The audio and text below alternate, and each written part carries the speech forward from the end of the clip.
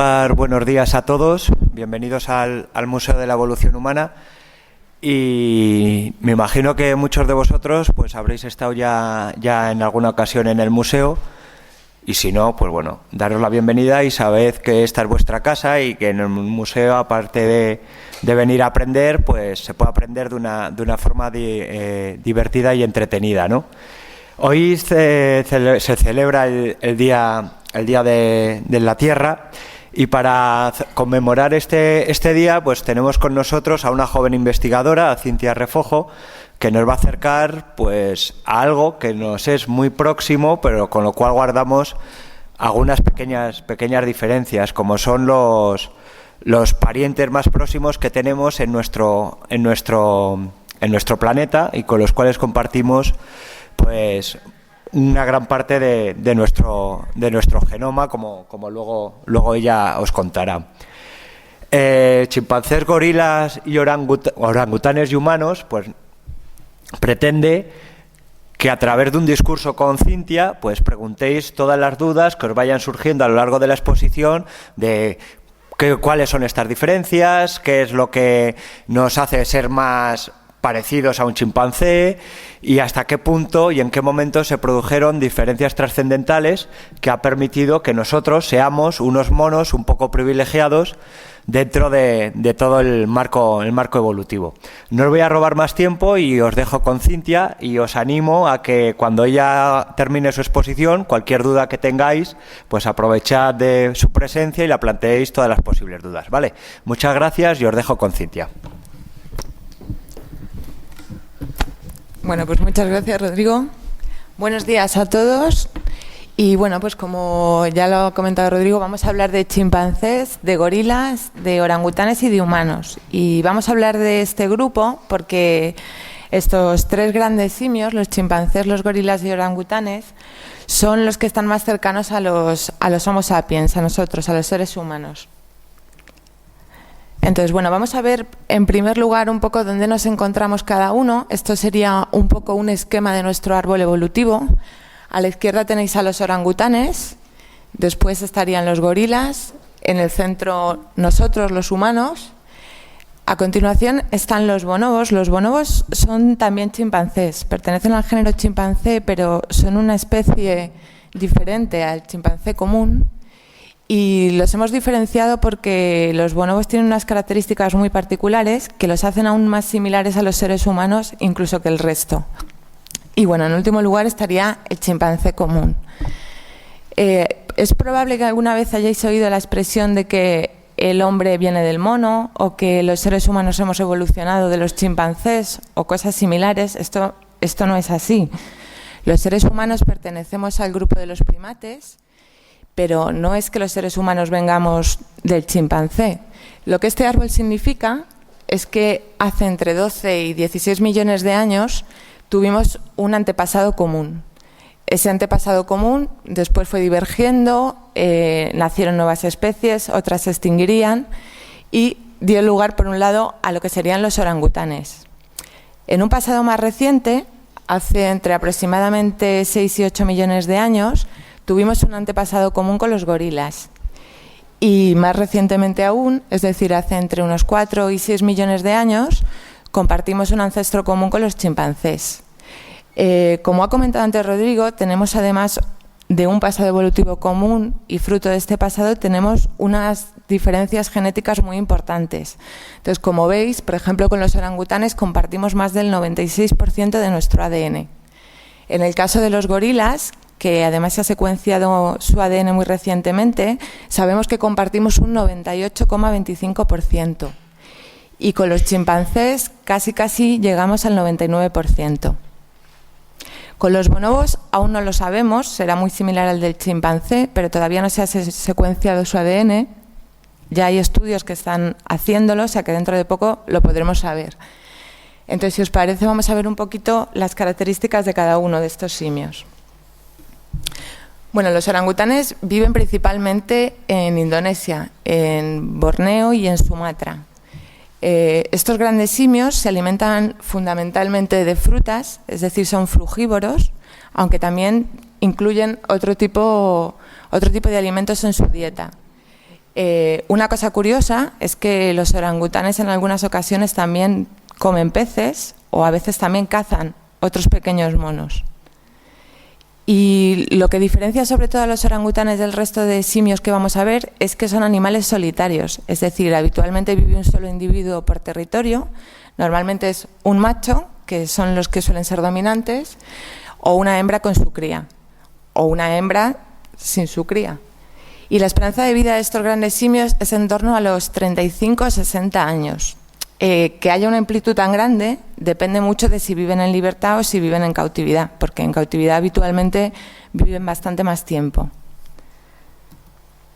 Bueno, en cuanto a los gorilas, como sabéis, viven en África y fundamentalmente son lo que llamamos folívoros, es decir, se alimentan de hojas. También incluyen a veces brotes o otro tipo de alimentos, pero fundamentalmente hojas. Los gorilas viven en pequeñas sociedades, es decir, viven en grupos pequeños de unos 5 o 6 individuos, donde hay un macho dominante, que es al que habitualmente conocemos por espalda plateada, y este nombre se debe, como sabéis, a que tienen este color característico en el lomo.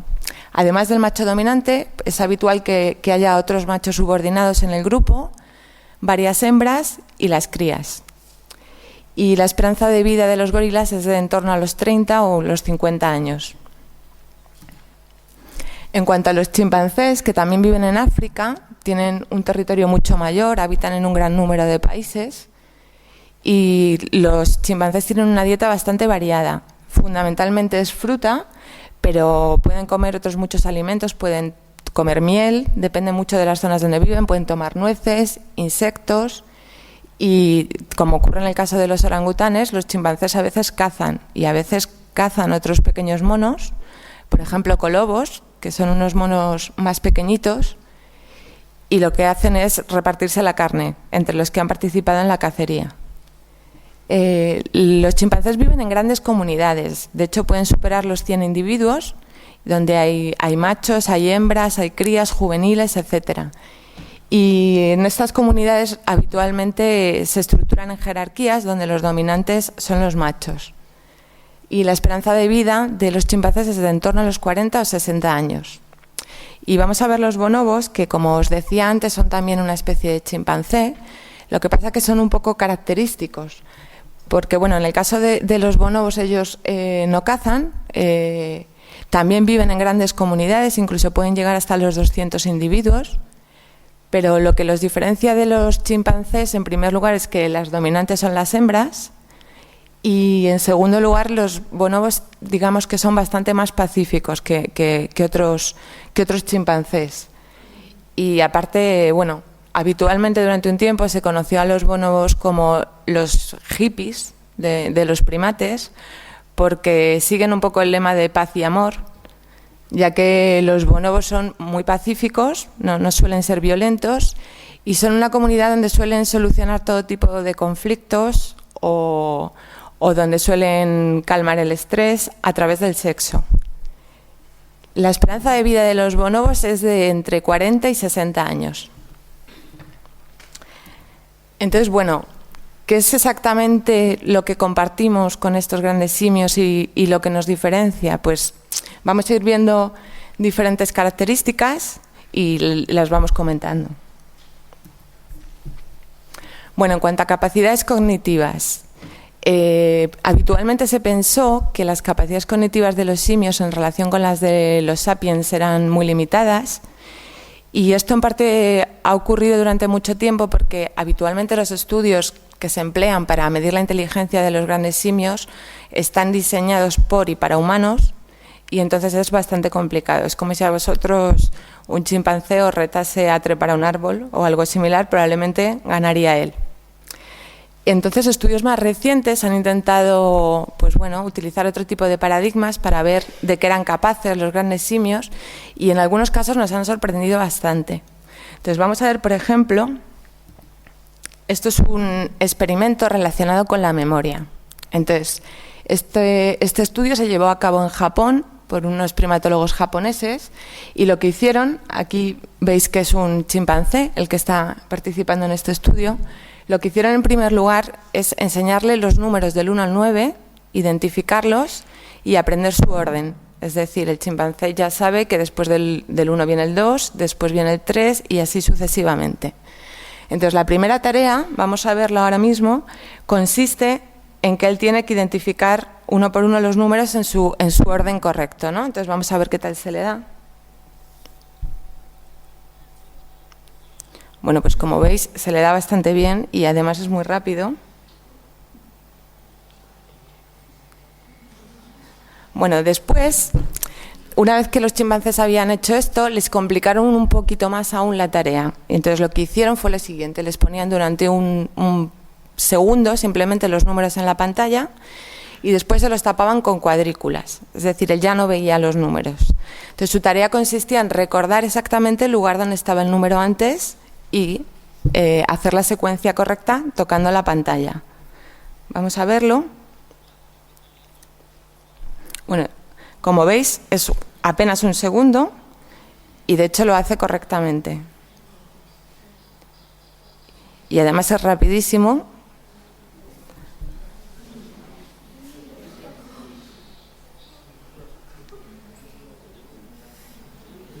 Bueno, ya habéis visto que se les da bastante bien el tema de la memoria, ¿no?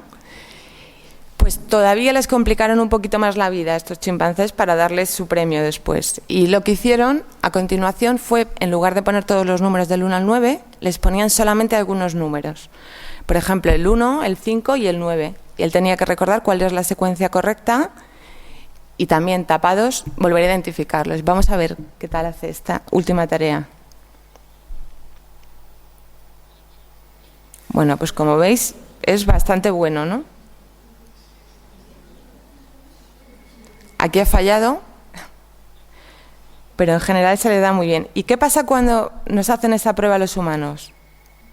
Pues que, como vais a ver ahora, somos bastante peores que los chimpancés. Aquí ya ha fallado, vuelve a fallar, falla una vez más y bueno, por fin el Homo sapiens lo hace bien.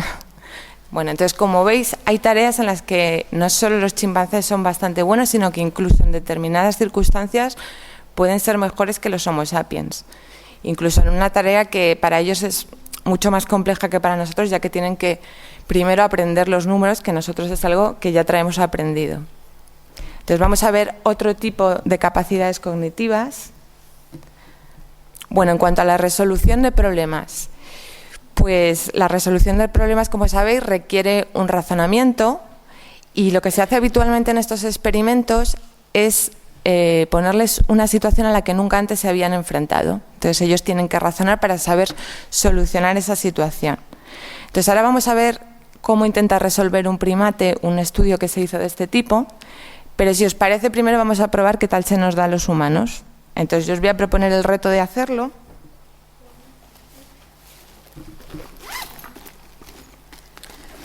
Entonces, bueno, lo que se hizo en este caso es utilizar un tubo similar a este, que lo que hicieron es atarlo a los barrotes de la jaula donde estaba el chimpancé, o el orangután o el gorila. Este estudio, lo veremos, se ha hecho con todos los grandes simios, de modo que este tubo no hay forma de moverlo y no hay forma de volcarlo de ninguna manera. Y a continuación el experimentador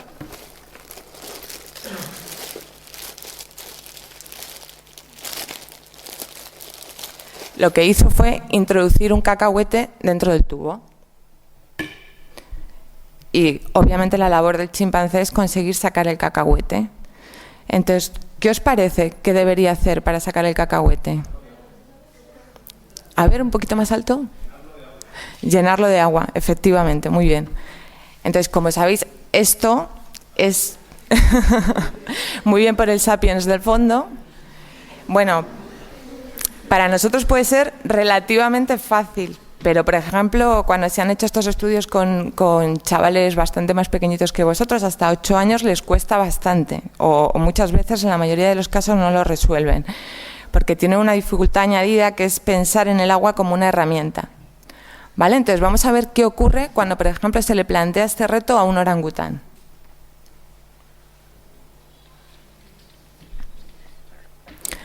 Bueno, pues como veis, él no puede mover el tubo, lo tiene pegado al cristal de su jaula Y como veis, él no ha tenido ningún problema, ha ido directo al bebedero de agua y con un poquito de paciencia está consiguiendo su premio, que en este caso es el cacahuete. Bueno, pues como veis, los orangutanes se les da de maravilla hacer este tipo de cosas. Como os decía antes, este estudio se ha hecho en todos los grandes simios y los orangutanes lo hacen bastante bien, los chimpancés también lo hacen bastante bien, y los que fallan en este tipo de problemas son los gorilas. Pero actualmente están tratando de hacer nuevos estudios, cambiando un poco la situación para ver si el que no lo resuelvan puede deberse a cómo se ha planteado la situación y no solo a que no tengan la capacidad cognitiva de resolverlo. De hecho, a veces son bastante creativos, incluso en el caso de los chimpancés, muchas veces se han ahorrado ir al bebedero y directamente lo que han hecho ha sido orinar dentro del tubo y como bueno, no tienen mucho problema con eso, se pueden comer el cacahuete a continuación. Bueno, entonces, ¿qué más cosas en cuanto a capacidades cognitivas?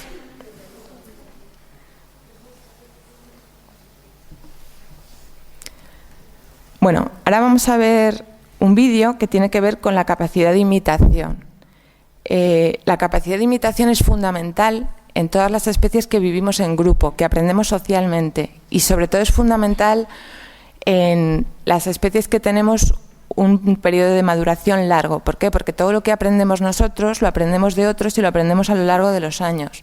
Pues, por ejemplo, el lenguaje o a relacionarnos con otros, o todo lo que os enseñan a vosotros en el colegio o en el instituto requiere mucho tiempo de aprendizaje y por eso la capacidad de imitar a otros es muy importante. Entonces vamos a ver si se oye un poquito, pero bueno, yo os lo voy a ir contando. Lo que vamos a ver ahora es un vídeo sobre orangutanes en las selvas de Indonesia. Estos orangutanes no han sido entrenados, viven en semilibertad, protegidos, pero nadie les ha enseñado a hacer lo que vamos a ver ahora. Yo simplemente, pues como viven cercanos a las personas, habitualmente les ven hacer sus labores y muchas veces ellos, por curiosidad, pues copian las conductas.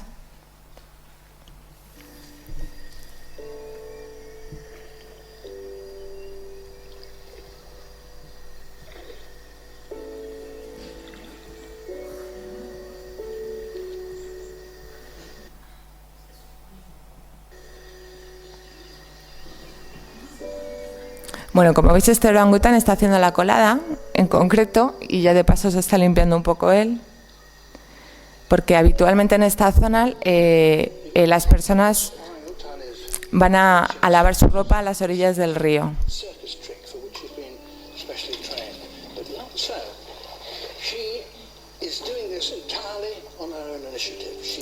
Y bueno, lo que nos están contando es precisamente lo que os decía antes, que nadie les ha enseñado a hacer esta conducta, simplemente imitan lo que ven que hacen habitualmente los humanos que viven en esas zonas.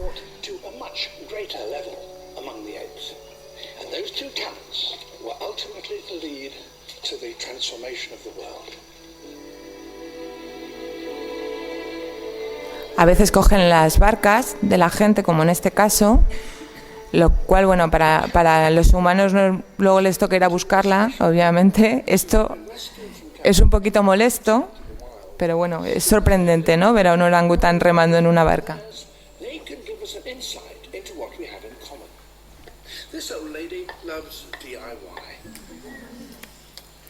Bueno, como veis, esta orangutana está intentando clavar un clavo y aunque no lo consigue, no anda muy lejos.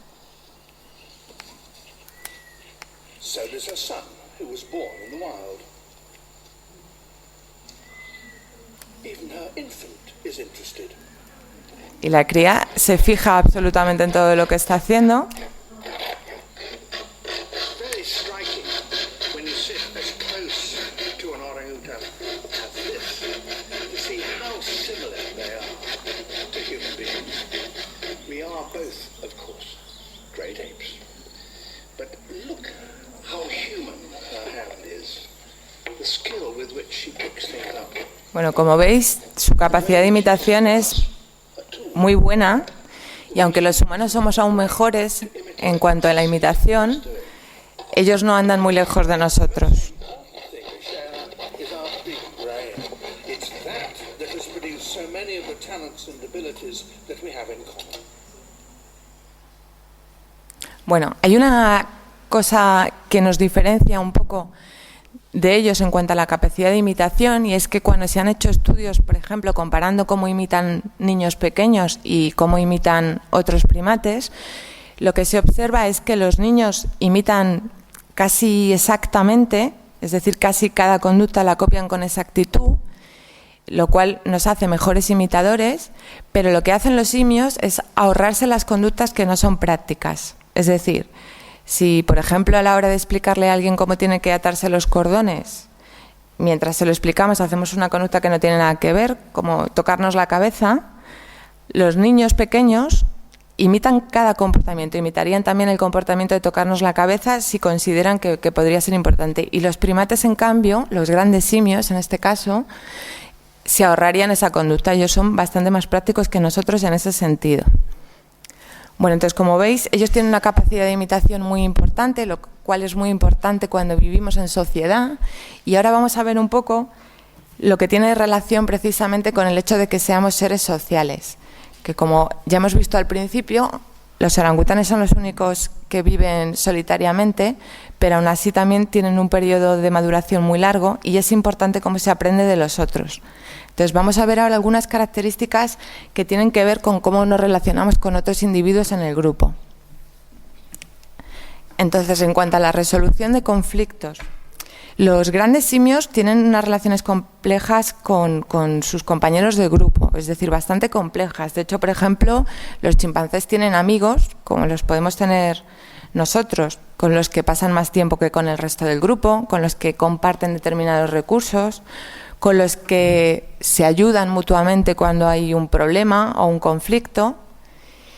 Y cuando para nosotros es muy importante una relación, como por ejemplo eso con nuestros amigos, y la relación se deteriora por cualquier cosa, porque ha habido un problema, porque hemos discutido, los humanos tenemos una forma de solucionarlo que es a través de la resolución de conflictos. Pues resulta que para los grandes simios, ellos también tienen su forma de solucionar los conflictos bastante similares a las nuestras. Entonces, por ejemplo, cuando una relación nos importa, si os habéis peleado con un amigo o con el novio, como esa relación os importa, probablemente después estéis frustrados, estéis estresados y necesitáis restablecer esa relación. Entonces, ¿qué es lo que solemos hacer nosotros los humanos? Nos reconciliamos, ¿no? Cuando te has peleado con alguien, al cabo de un tiempo te reconcilias. Bueno, pues en el caso de chimpancés y gorilas, ellos también se reconcilian.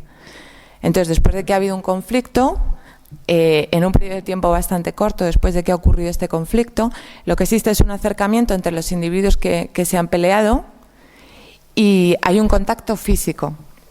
De hecho, la conducta más típica de reconciliación en grandes simios es el beso, porque los chimpancés y los gorilas también se besan, igual que nosotros. Y además tienen otro tipo de conductas aún más complejas. Por ejemplo, existe lo que llamamos reconciliación mediada. ¿Esto qué significa? Pues que si hay un conflicto, a lo mejor los individuos que han intervenido no son los que se reconcilian, pero sí hay una reconciliación entre las familias de ambos individuos. Es decir, ellos son los que intentan restaurar la relación. Y en los chimpancés incluso hay una conducta más compleja, que es lo que se llama reconciliación engañosa, que probablemente alguna vez os haya ocurrido. Es decir, hay un conflicto, después del conflicto uno de los individuos se acerca, simulando que quiere reconciliarse, pero lo que hace es continuar el conflicto. Entonces, cuando el otro se acerca de forma pacífica, pues recibe una agresión. Además de la reconciliación, existe una conducta que requiere una capacidad cognitiva mayor, porque ya no solo implica querer reducir nuestro estrés o nuestra frustración o intentar restablecer una relación, sino que implica el ponerse en el lugar de otro. Y esta conducta es la consolación. Esto nos ocurre también a los humanos, pues ocurre también en chimpancés y en gorilas.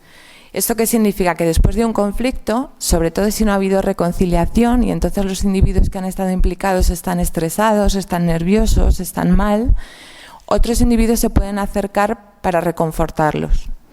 y entonces les consuelan, ¿no? Un poco lo que hacemos los humanos cuando alguien está triste o cuando alguien se siente mal.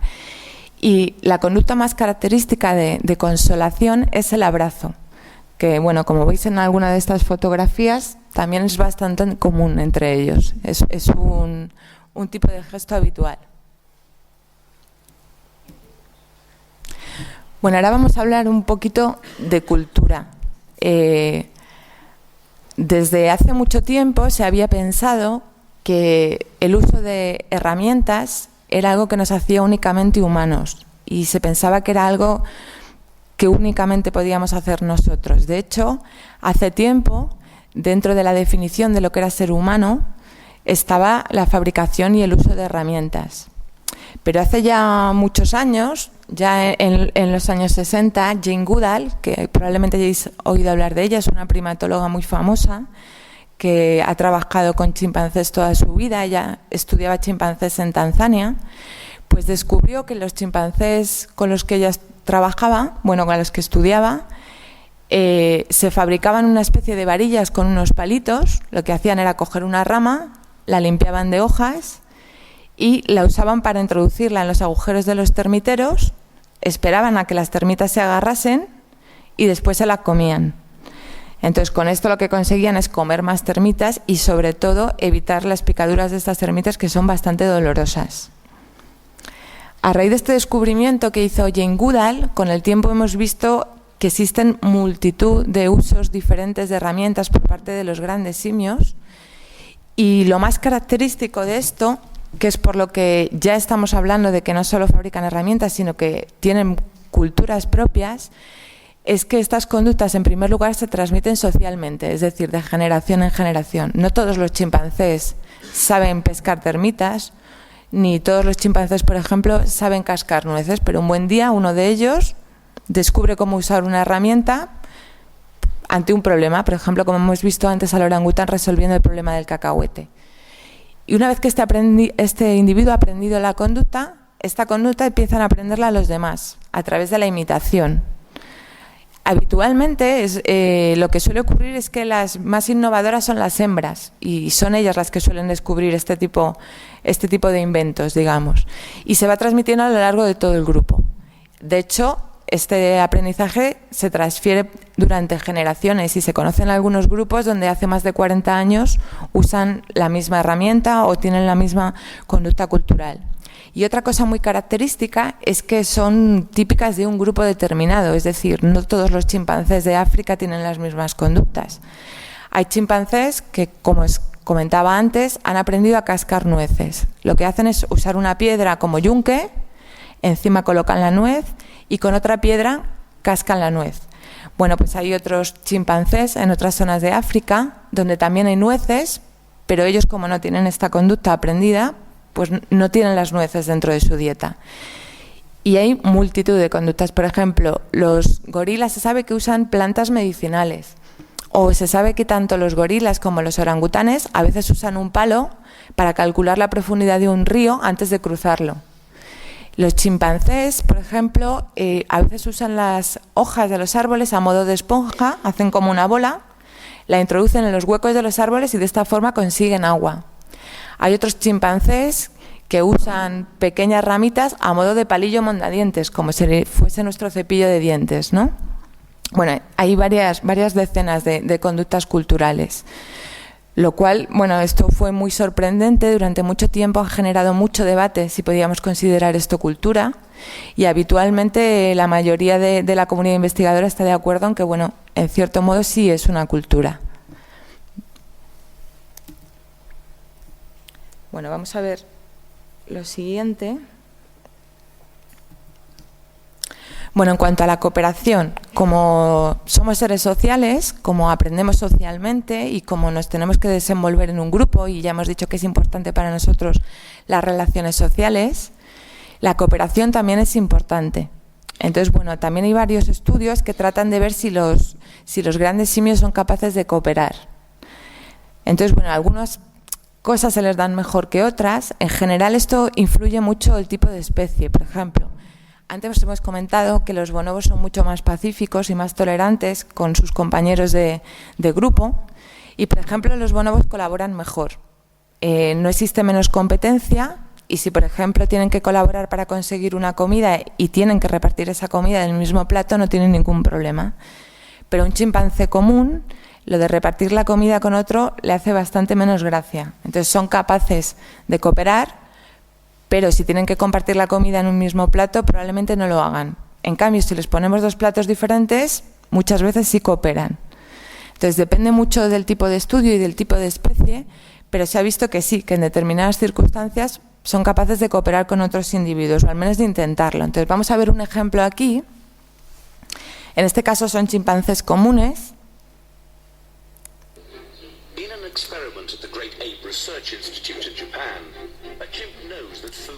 Bueno, este chimpancé sabe que debajo de esa piedra hay comida, su recompensa. Entonces él ha aprendido a levantar esa piedra para conseguir la comida. Pero los investigadores se lo han complicado un poco. Le han puesto una piedra muy pesada que el pobre, como veis, no es capaz de mover. Este otro chimpancé también lo sabe. Entonces, bueno, vamos a ver si pueden cooperar. Bueno, pues como veis, intentan cooperar. ¿Cuál es el problema? Que en este caso no logran sincronizarse adecuadamente para tirar en la misma dirección. ¿Y qué ocurre si hay un humano? Pues vamos a ver que el chimpancé trata también de colaborar con él. Todavía no se sincronizan, pero bueno, finalmente ya aprende que si tira del mismo lado que el humano, probablemente consiga la recompensa. Se alegra mucho, como veis, le da las gracias y además de cooperar, esto es muy importante, hay una capacidad cognitiva mayor, es decir, son capaces de pedir ayuda. Y como veis, le dice: no te quedes ahí mirando, échame una mano.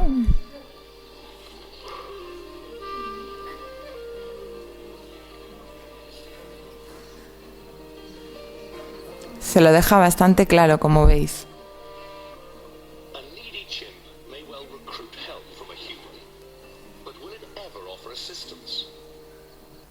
Bueno, pues como veis, además de cooperar, esta capacidad de solicitar ayuda a otro individuo es muy importante. Es una capacidad cognitiva bastante compleja. A ver. Porque requiere ponerse en el lugar de otro, en tener la capacidad de diferenciar nuestra persona de la de otro. En este sentido, por ejemplo, los grandes simios son los únicos, junto con solamente son los elefantes y los delfines, además de los humanos, que tienen la capacidad de reconocerse en un espejo. ¿Qué pasa si ponemos a un macaco, por ejemplo, delante de un espejo? Pues lo que hace habitualmente es atacarlo, porque él ve a un oponente enfrente, se enfada bastante y lo que intenta es golpear el espejo.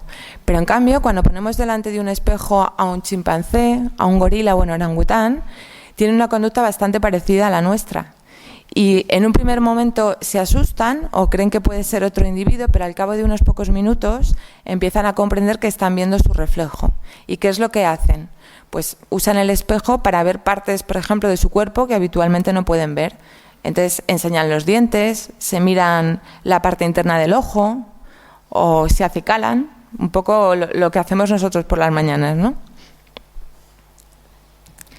Bueno, y nos quedaría un último tema que siempre hemos considerado muy humano, ¿no? El tema de la moralidad, de los sentimientos, de las emociones, de lo que consideramos bueno o malo. Y hay algunos primatólogos, concretamente en este tema hay un primatólogo muy famoso llamado Frans de Waal, que trabaja mucho con estos temas, y lo que él defiende es que esto en realidad no es tan humano como pensamos, sino que es bastante más antiguo.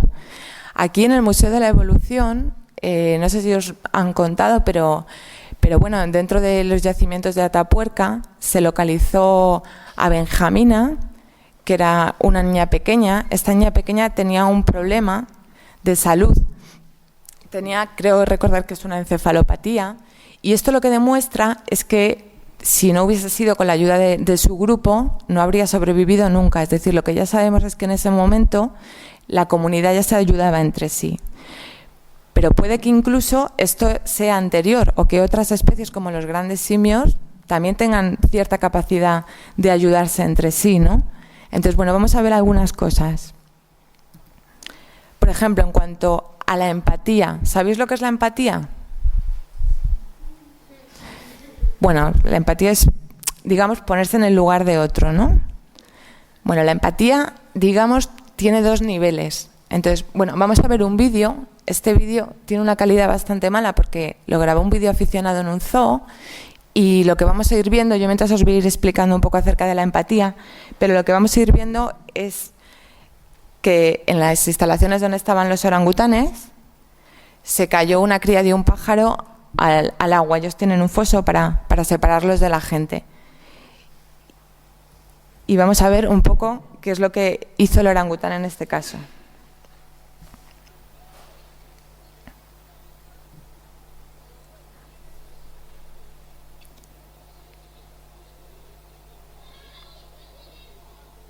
Bueno, como veis, en primer lugar tiene mucha curiosidad.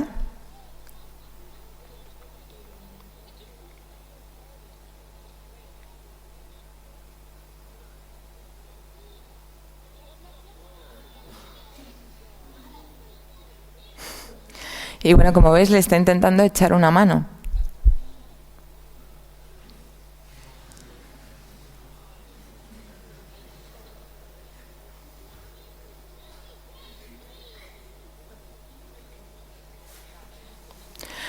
Hay ejemplos. Estudiar la empatía es muy complicado porque realizar estudios para estudiar este tipo de cosas es complicado, pero por ejemplo hay muchos ejemplos espontáneos de empatía en primates.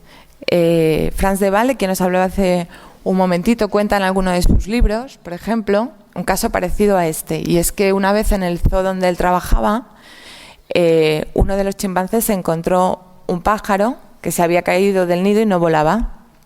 Entonces lo que este chimpancé hizo fue coger al pájaro, subirse a la copa del árbol, extenderle las alas y lanzarlo.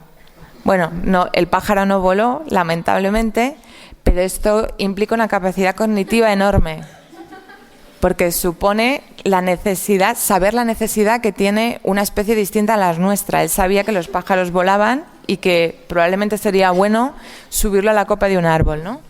Y bueno, como veis, este orangután también probablemente sabe que no es un buen sitio el agua para un pájaro y está con su estrategia intentando sacarlo, que vamos a ver si lo consigue.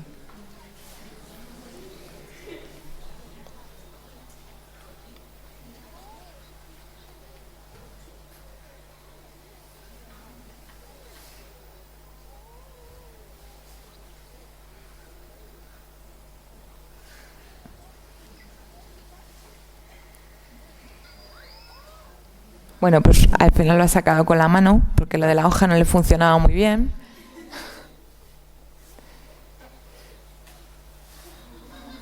Y bueno, ahora va a ver qué tal se encuentra.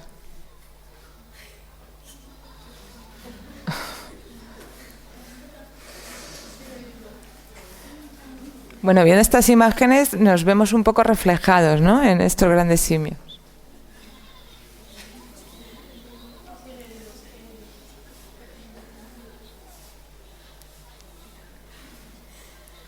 Bueno, lo trata con bastante cuidado. Esto también requiere, ¿no?, una capacidad de control, ¿no?, de saber que... Y bueno, lo coge de una forma un poquito no muy ortodoxa, pero con cuidado.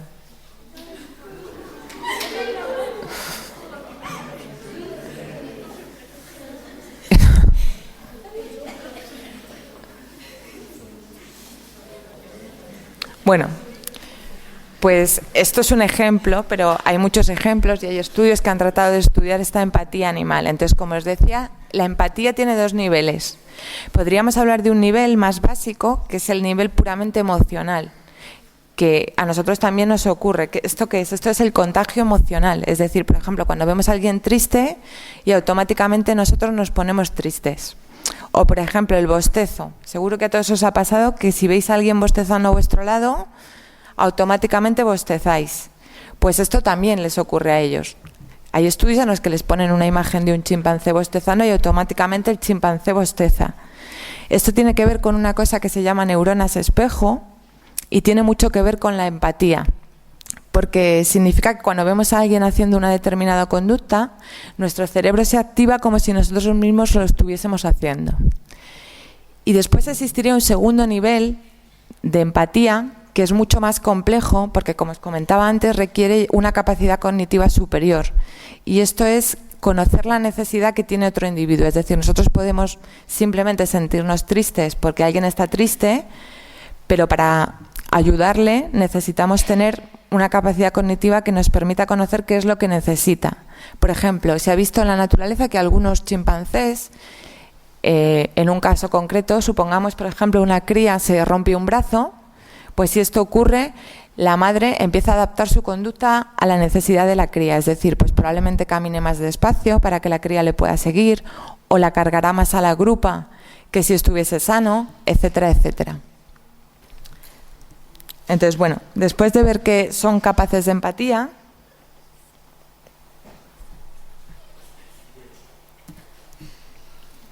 vamos a ver el altruismo. El altruismo, bueno, sabéis lo que es el altruismo, ¿no? ¿No? Bueno, altruismo, digamos, es hacer algo por otra persona a cambio de nada. Es un poco lo que haríamos nosotros cuando decimos que somos solidarios, ¿no? Es decir, que hacer algo por una persona sin esperar nada a cambio. Esto sería el altruismo. Bueno, hay varios estudios sobre esto en grandes simios. Y vamos a ver un ejemplo ahora hecho con bonobos. Entonces, bueno,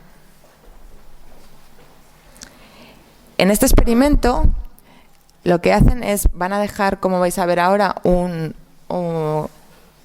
comida en una habitación, una jaula, y como veis en la jaula contigua hay otro bonobo,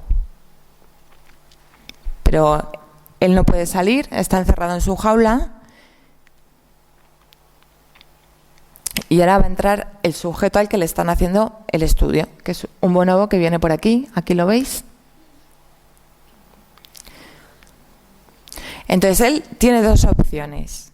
Una de las opciones es directamente llegar y zamparse toda la comida. Y tiene una segunda opción, que es abrirle la puerta a su compañero y compartir la comida con él. Entonces vamos a ver qué es lo que hace.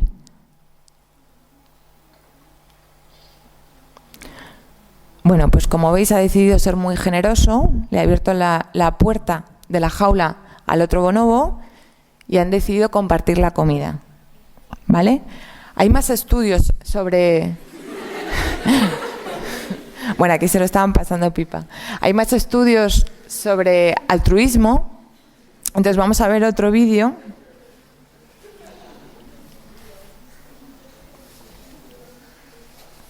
Bueno, en este caso, este estudio es con chimpancés. Entonces, aquí lo que se hace es que se le da dos opciones a un chimpancé. A él le entregan, perdonad que estoy haciendo un ruido en el micrófono, se le entregan dos fichas. Hay una ficha roja, que es lo que llamamos opción egoísta, y una ficha verde, que es lo que llamamos opción prosocial.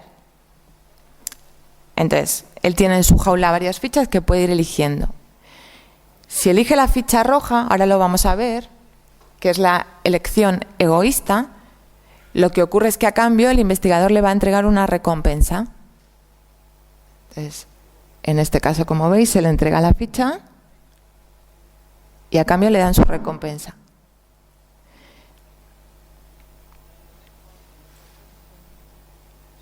Y luego está la opción prosocial, es decir, la ficha verde. ¿Qué pasa si entrega la ficha verde? Pues lo que ocurre es que además de darle una recompensa a él, le dan una recompensa a su compañero que está en la jaula de al lado.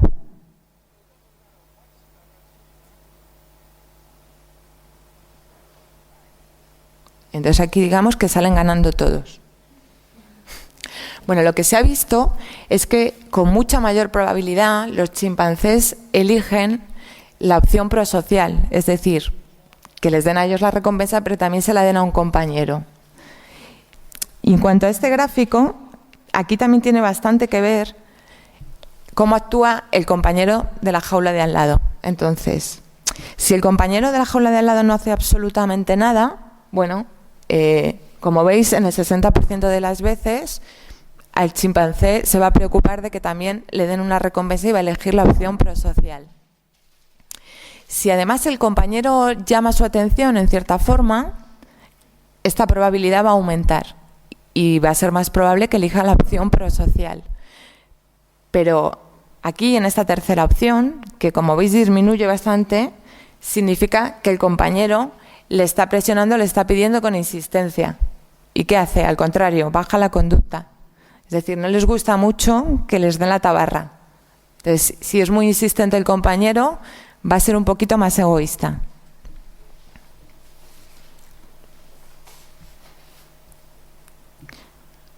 Y bueno, por último tendríamos el grupo control, es decir, cuando no hay compañero, como veis, no eligen nunca esa opción.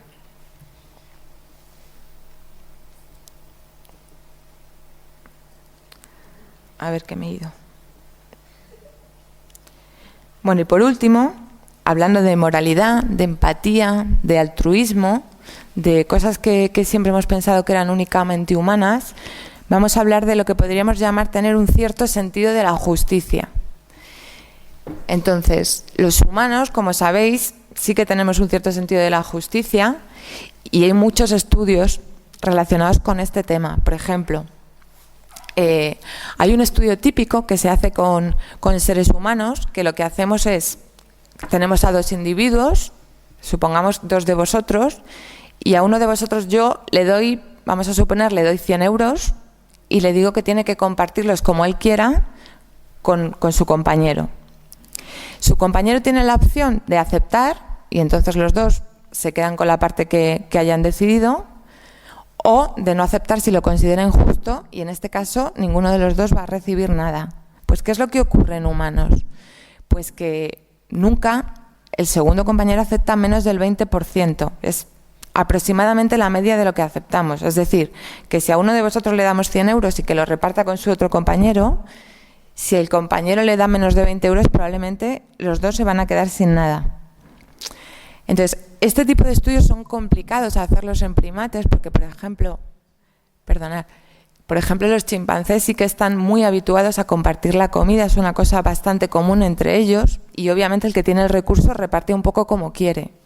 Entonces, este tipo de estudios no ocurren en chimpancés, no pasa lo mismo, los chimpancés aceptan cualquier cosa, mejor algo que nada, ¿no?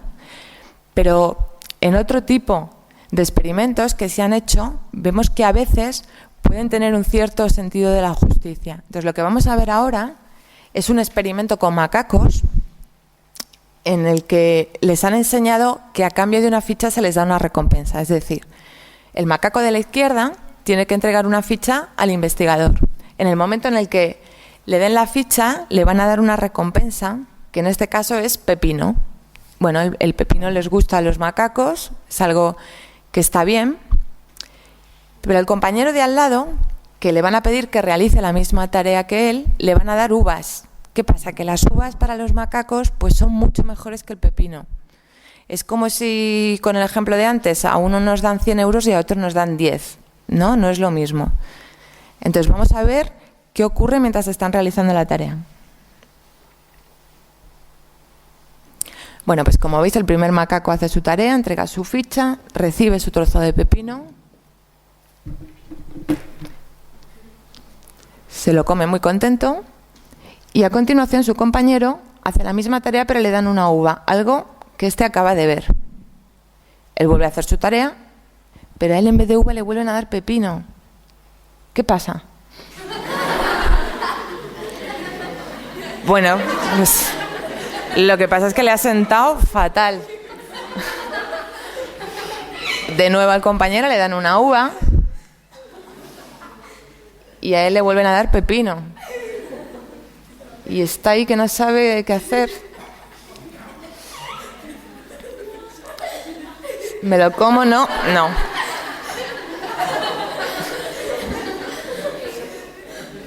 Bueno, pues como veis, también tienen un cierto sentido de la justicia. En este caso no le ha gustado nada que le den pepino y se ha pillado un cabreo importante, ¿no? Como veis. Bueno, pues como os decía, hay otro tipo de experimentos en los que ocurre algo similar. Y, por ejemplo, con chimpancés hay otro tipo de estudios en los que la diferencia es entre, por ejemplo, si uno de los chimpancés tiene la comida y el investigador la cambia y se la da a otro chimpancé, bueno, no pasa nada porque la culpa es del investigador y para él no es importante, él le va a dejar que se coma la comida tranquilamente. Pero si, por ejemplo, es el otro chimpancé al que se le da la opción de quitarle la comida al primero, el primero lo que hace es evitar que el otro se la coma, porque le parece injustísimo que se la haya quitado. Entonces, como veis, esto que sí que siempre se ha considerado muy típicamente humano, también existe en cierta forma ya en los grandes simios, ¿no? Incluso en este caso en primates que ni siquiera son simios. En este caso estamos hablando de macacos. Entonces, bueno, en general hemos visto que hay muchas cosas que compartimos con ellos, con chimpancés, con gorilas y orangutanes, que hay muchas características tanto cognitivas como de relaciones sociales o incluso relacionadas con las emociones que creíamos únicamente humanas, que no lo son. Pero es evidente que nosotros somos diferentes de ellos, ¿no? Entonces, ¿qué es lo que creéis que nos hace especiales a los humanos? ¿Qué nos hace únicos? Pues bueno, muchas cosas, ¿no? Esto es solo un ejemplo de muchísimas cosas, pero por ejemplo, nuestra capacidad cerebral es enorme en relación a la de cualquier otro simio. Nosotros tenemos además la capacidad del lenguaje. Esto para nosotros es fundamental y aunque los grandes simios tienen una comunicación bastante compleja y se pueden comunicar entre ellos, nunca pueden llegar al nivel que tenemos nosotros en nuestro lenguaje, ¿no? Que podemos hablar de cosas como hablar del tiempo o de cosas que no están presentes, no comunicar algo que está ocurriendo directamente. Nuestra capacidad simbólica es enorme y nos permite desarrollar teóricamente pues multitud de cosas, ¿no? Somos capaces de hacer obras de arte, somos capaces de pensar en un plano teórico acerca de física o de matemáticas o desarrollar una tecnología que no tiene nada que ver con la suya. Esto está un poco relacionado con el modo en el que aprendemos, porque como hemos visto, aunque los grandes simios también aprenden socialmente y se pueden transmitir a través de generaciones el aprendizaje de una determinada conducta, lo que nos diferencia a nosotros es que tenemos un aprendizaje basado en lo que se denomina efecto trinquete. ¿Esto qué significa? Pues que en lugar de aprender de cero, nosotros aprendemos a partir de la última innovación que ha habido. Por ejemplo, pues pensad por ejemplo, en el primer teléfono que se inventó y en los smartphones que probablemente muchos de vosotros tengáis en el bolsillo. Pues el último sapiens que ha innovado en esos smartphones probablemente ni siquiera sepa cómo se fabricaba el primer teléfono, no lo necesita. Nosotros tenemos una capacidad de transmisión cultural enorme que nos hace desarrollar una tecnología a la que nunca podrá llegar un primate y ni siquiera un simio, ¿no?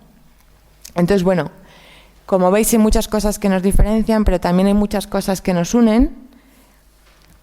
Y obviamente todas estas cosas que hemos estado viendo tienen mucho que ver con nuestro pasado evolutivo común. Algunas pueden haber sido cruciales en determinadas circunstancias y las hemos conservado. Otras se desarrollan porque vivimos en escenarios evolutivos diferentes.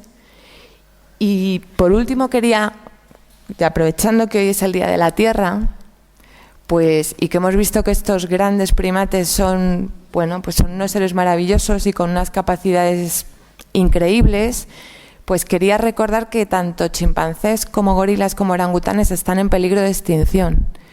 Y pues creo que es importante que nos concienciemos de esto, ya no solo por la importancia que tiene cualquier tipo de biodiversidad, que es algo fundamental, sino porque, como he dicho muy al principio, estos simios son nuestros parientes vivos más cercanos.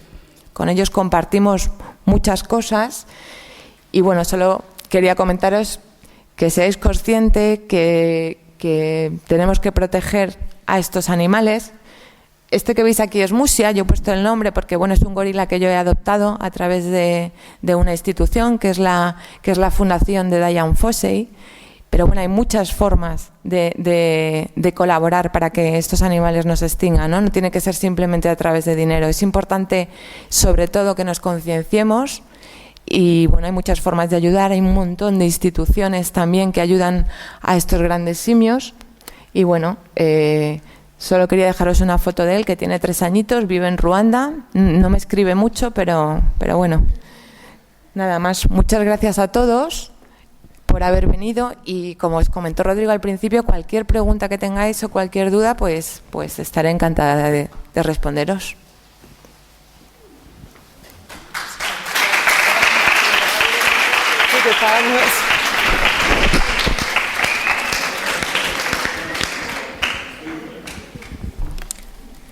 ¿Alguna pregunta? Sí.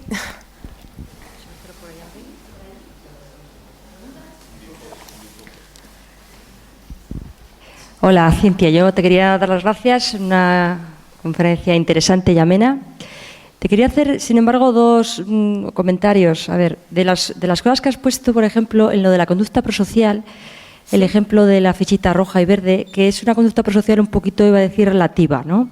Porque, claro, ahí cuando coge la ficha verde, él no deja de comer, le dan la comida al otro. Entonces, claro, realmente una conducta prosocial real sería una conducta en la que tú das algo a otro, tiempo, dinero, tal, en el que tú pierdes algo de lo tuyo, es decir, un dinero, un tiempo que tú no empleas en un beneficio tuyo, sino que empleas en beneficio de otros. Entonces, esa conducta, pues que no me parece tan complicada hacerla, que cualquiera casi, a no ser que sea un enemigo, pues da a otro, o sea, da a otro no, que es capaz de que al otro le den comida siempre y cuando él no pierda comida. Entonces, esa conducta, ese experimento me parece un poquito, un poquito camuflado, ¿no? Porque, por ejemplo, sí que me parece más real la conducta prosocial del mono que abre la jaula, porque ahí sí que pierde de su comida, ¿no? Entonces, lo otro a veces que también que los experimentos un poquito se encaminan a lo que uno quiere conseguir, ¿no?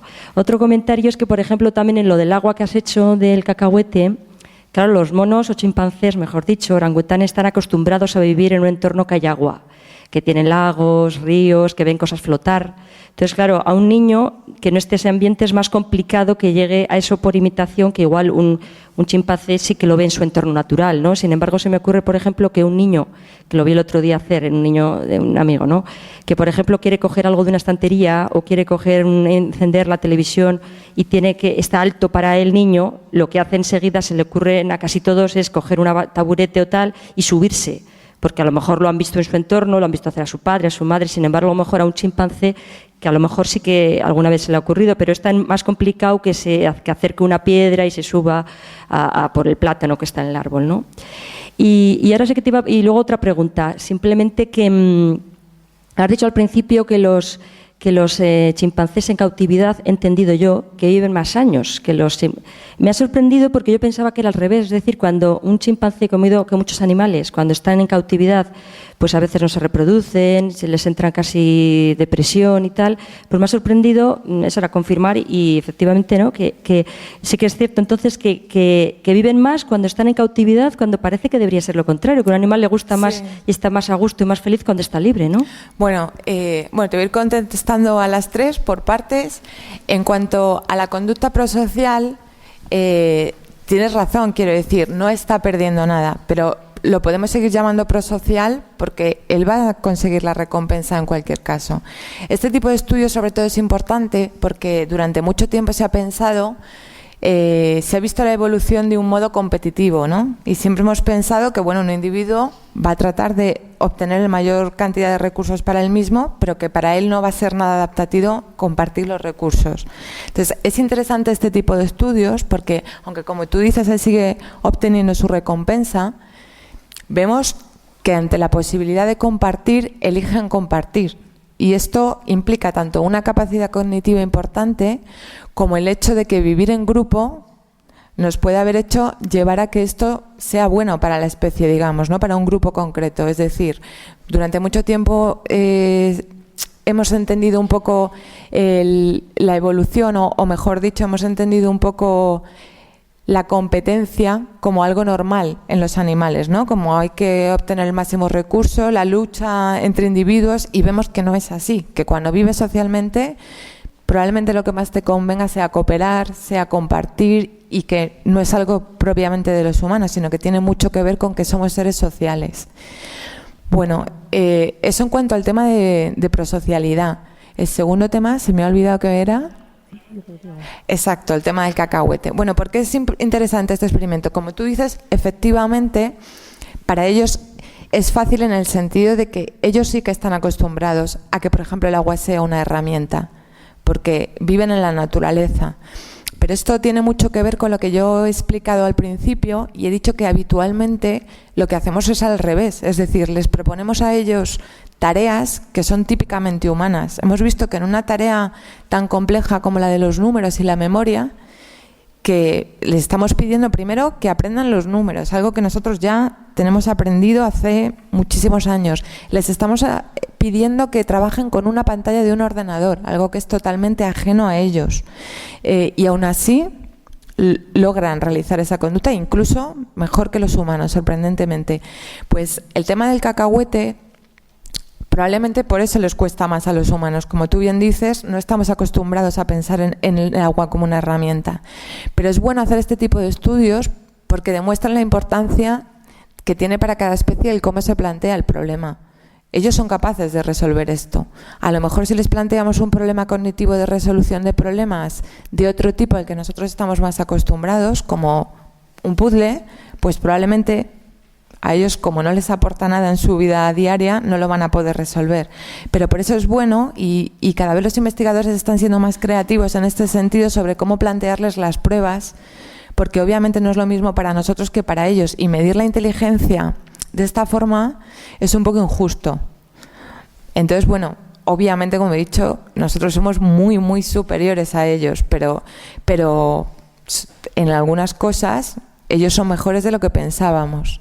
Y por último, el tema que comentabas de cautividad, pues efectivamente un animal siempre está mejor en libertad, pero obviamente en cautividad siempre viven más años porque, digamos, tienen todo resuelto. Es decir, en cautividad ellos no tienen predadores.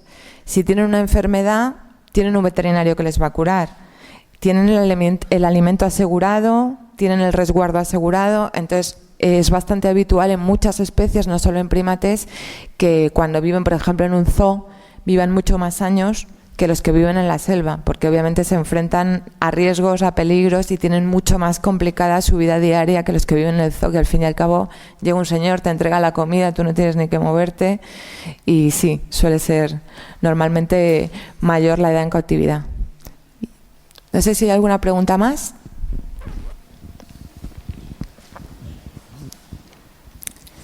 ¿Ninguna? Bueno, pues nada, que muchísimas gracias a todos por haber venido. Espero que os haya resultado un poco interesante y que cuidéis a nuestros primos, los simios. Gracias.